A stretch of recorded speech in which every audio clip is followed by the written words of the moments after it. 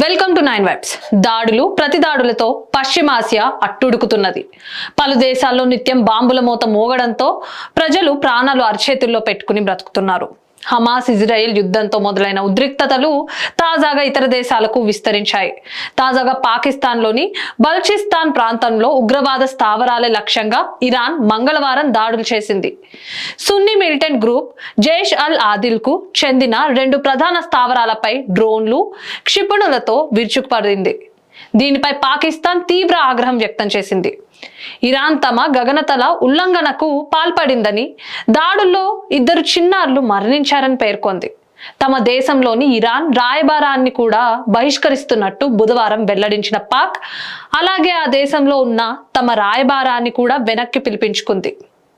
Iran చర్యలకు తీవ్ర పరిణామాలు ఉంటాయని పాక్ విదేశాంగ శాఖ హెచ్చరించింది. ఇరాన్ దాడుల తర్వాత పాకిస్తాన్ ఆఫ్ఘనిస్తాన్తో సరిహద్దులు పంచుకునే సిస్తాన్ ప్రావిన్స్ లో ఇరాన్ రివల్యూషనరీ గార్డ్స్ కి చెందిన సభ్యుడిని గుర్తు తెలియని వ్యక్తులు కాల్చి చంపడం సంచలనంగా మారింది.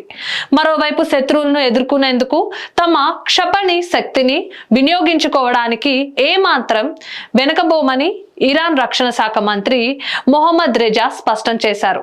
హమాస్ కు ఇరాన్, యెమెన్ హౌతీలు మద్దతుగా ఉంటున్నాయి. ఎర్ర సముద్రంలో అమెరికా మిత్ర దేశాల వాణిజ్య నౌకలపై హౌతీలు వరుస దాడులకు పాల్పడుతున్నారు. హెచ్చరికలను పెడచెవిన పెట్టడంతో యెమెన్లోని హౌతీ సైనిక స్థావరాలపై గత వారం అమెరికా, బ్రిటన్ క్షిపణులతో దాడులు చేశాయి. దాడికి ప్రతిదాడి అన్నట్టుగా హౌతీలు తాజాగా సోమవారం యెమెన్ తీరంలోని గల్ఫ్ ఆఫ్ ఎడెన్లో అమెరికా నౌకపై యాంటీ షిప్ క్షిపణితో దాడి చేశారు. ఈ నేపథ్యంలో హౌతీలను మళ్లీ గ్లోబల్ టెర్రరిస్ట్ జాబితాలో చేరుస్తూ బైడెన్ సర్కార్ బుధవారం నిర్ణయం తీసుకుందని సంబంధిత వర్గాలు వెల్లడించాయి. హమాస్ ఇజ్రాయెల్ యుద్ధంలో ఇప్పటికే వేలాది మంది మరణించారు. ఈ యుద్ధం ఇప్పట్లో ముగిసే సంకేతాలు ఏవీ కనిపించడం లేదు.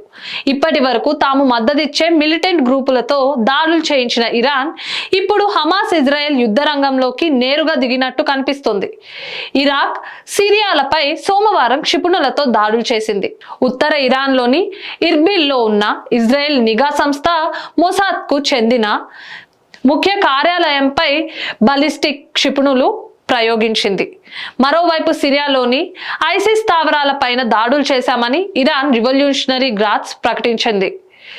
ఇడ్లిబ్ లోని తీవ్రవాద శిబిరాలను ధ్వంసం చేశామని పేర్కొంది. కేర్మాన్ నగరంలో ఈ నెల 3న జరిగిన జంట ఆత్మాహుతి బాంబు దాడులకు ప్రతీకారంగా ఇరాన్ ఈ దాడులు చేసినట్లు తెలుస్తోంది. ఇలాంటి మరిన్ని అప్డేట్స్ కోసం స్టే ట్యూన్ టు 9 వైబ్స్.